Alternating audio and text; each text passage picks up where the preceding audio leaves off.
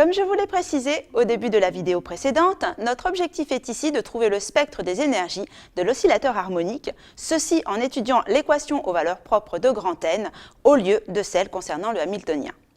Pour ce faire, nous allons démontrer trois lemmes, ce qui nous permettra de répondre à l'ensemble des questions du point petit 3 de la méthode de Dirac. Le premier lemme nous dit que les valeurs propres de n sont positives ou nulles, c'est-à-dire que petit n est supérieur ou égal à 0. Commençons par rappeler que les quêtes psi n étant quêtes propres de n, ils forment une base orthonormée et calculons le coefficient psi n, n psi n. Grand N, appliqué aux quêtes psi n, étant égal à petit n que multiplie le quête psi n, ce coefficient vaut tout simplement petit n. D'autre part, si on remplace grand N par son expression en fonction de a et a croix, on se rend compte que le coefficient psi n, n psi n n'est autre que le module carré de a appliqué aux quêtes psi n, puisque a et a croix sont adjoints. On en déduit que petit n est égal au module carré d'un vecteur, qui ne peut donc être qu'un nombre positif ou nul, donc on a bien petit n positif ou nul. On peut aussi remarquer que si a appliqué aux quêtes psi n vaut 0, alors nécessairement n vaut 0, puisque le module carré de a psi n sera nul et qu'il vaut petit n. Dans ces conditions, on a aussi nécessairement a psi 0 égale 0.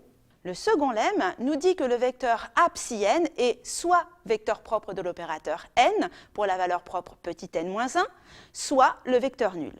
Par définition, un quête lambda est quête propre d'un opérateur grand A pour la valeur propre lambda s'il vérifie la relation suivante.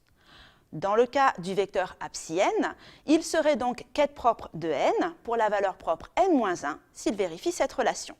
Calculons donc grand N appliqué à a psi n. Pour cela, nous allons utiliser la relation de commutation entre a et a croix que nous avons démontrée tout à l'heure. Elle nous permet de dire que a croix a vérifie cette égalité que nous allons utiliser dans l'expression de n appliquée à a psi n.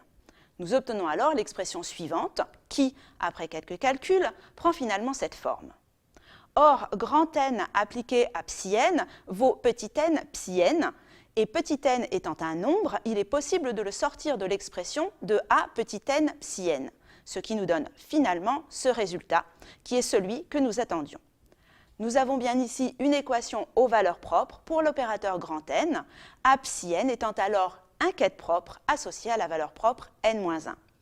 Il est également évident que si a appliqué aux quêtes psi n est le vecteur nul, cette équation valeur propre est également satisfaite. Donc, comme je le disais précédemment, soit a psi n est vecteur propre de grand N pour la valeur propre n-1, soit a psi n est le vecteur nul. Le dernier lemme nous dit que a croix appliqué à psi n est toujours un vecteur propre de grand N associé à la valeur propre n plus 1. Pour le vérifier, on procède exactement comme précédemment. Appliquons donc n aux quêtes a croix psi n, remplaçons n par son expression en fonction de a croix, et utilisons le commutateur entre a et a croix pour transformer le produit a croix. On peut alors réécrire n appliqué à a croix psi n qui prend cette forme. Une fois de plus, on reconnaît une équation valeur propre pour grand N qui nous dit que a croix psi n est un vecteur propre de grand N pour la valeur propre n plus 1. On remarquera cette fois que a croix appliqué à psi n n'est jamais égal au vecteur nul puisque sa norme est strictement positive. Pour s'en convaincre, calculons cette norme. Le module carré de a croix psi n vérifie l'équation suivante. Toujours en utilisant le commutateur entre a et a croix, on peut la transformer ainsi et aboutir finalement au résultat suivant. Or, nous avons démontré, avec le lemme 1, que n est un nombre positif ou nul. D'autre part, les quêtes psi n étant quêtes propres, leur norme vaut toujours 1, donc est différente de 0. On voit donc bien que, dans ces conditions, la norme de a croix psi n ne peut être nulle, même si n est égal à 0. Le vecteur a croix psi n ne sera donc jamais égal au vecteur nul, mais toujours un vecteur propre de grand N associé à la valeur propre n plus 1. Nous avons vu que grand N appliqué à psi n valait petit n psi n, que petit n était toujours positif ou nul, que a psi n était un vecteur propre de grand N pour la valeur propre n-1 et que a croix psi n était un vecteur propre de grand N pour la valeur propre n plus 1. Cherchons à présent la relation existant entre l'opérateur A appliqué à psi n et le ket psi n-1, ainsi que son pendant, la relation entre A croix appliqué à psi n et le ket psi n plus 1. D'après les équations aux valeurs propres de n, on peut écrire que grand N appliqué à psi n-1 égale n-1 psi n-1. D'autre part, le lemme 2 nous dit que n à psi n vaut n-1 à psi n. Nous avons donc ici deux quêtes propres associées à la même valeur propre qui est supposée non dégénérée, ce qui implique que ces quêtes soient proportionnelles et vérifie donc la relation suivante. Ici, C est une constante de proportionnalité à déterminer, ce que nous allons faire dès maintenant. Remarquons au passage que l'on peut démontrer formellement que les valeurs propres de l'opérateur nombre sont non dégénérées. Or, les quêtes psi n étant orthonormées, les quêtes psi n-1 le sont également. On peut donc écrire ceci. En remplaçant psi n-1 par son expression en fonction de psi n, on peut réécrire l'équation sous cette forme qui nous fait apparaître l'opérateur grand N. Un calcul très simple amène finalement au résultat suivant pour le module carré du coefficient C. Comme nous avons vu dans le chapitre sur le formalisme de Dirac, il est toujours possible de se placer dans des conditions de phase telles que C soit un réel positif. On trouve donc que C est égal à racine de n et que la relation entre A psi n et psi n-1 est celle-ci. Le même type de raisonnement peut être fait concernant la relation entre A croix psi n et psi n plus 1. A croix psi n et psi n plus 1 étant tous deux associés à la valeur propre n plus 1, ils sont proportionnels. Le calcul de la constante de proportionnalité, utilisant le commutateur de A et A croix, nous amène à un petit c valant racine de n plus 1.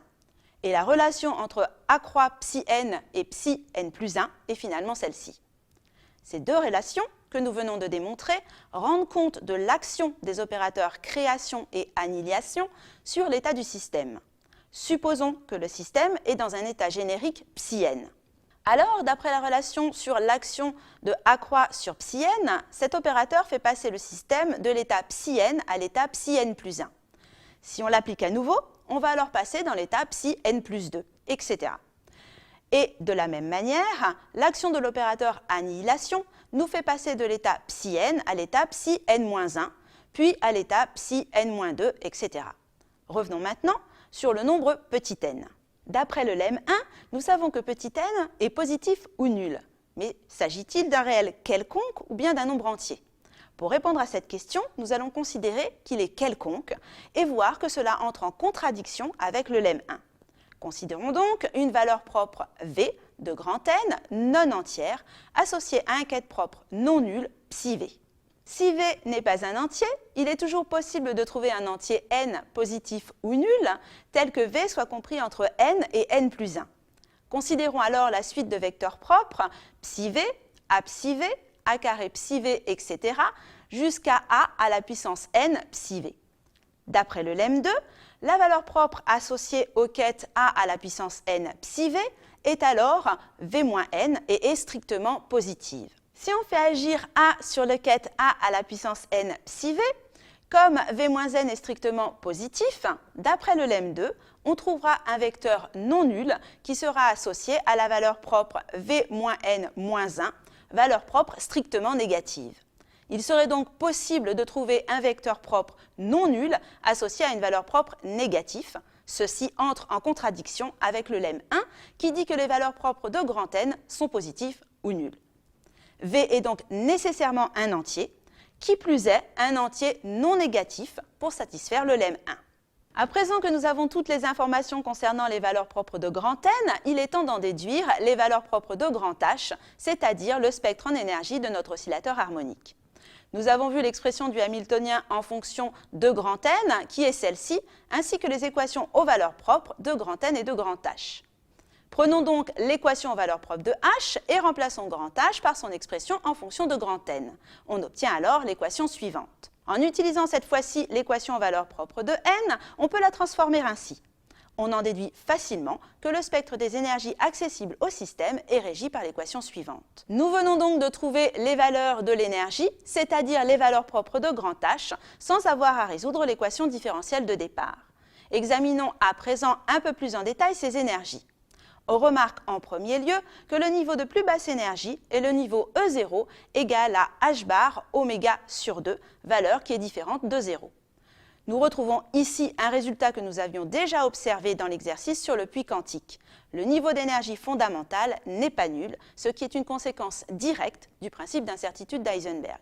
Tout comme dans le cas du puits de potentiel infini, les niveaux d'énergie sont discrets, mais cette fois, la variation de l'énergie avec petit n suit une variation linéaire et non plus quadratique. Une fois de plus, on constate qu'en mécanique quantique, on arrive à une discrétisation du spectre d'énergie où seules certaines valeurs bien particulières, celles correspondant aux valeurs propres de grand H, sont possibles. A l'inverse, en mécanique classique, l'énergie varie de façon continue et toutes les valeurs sont accessibles.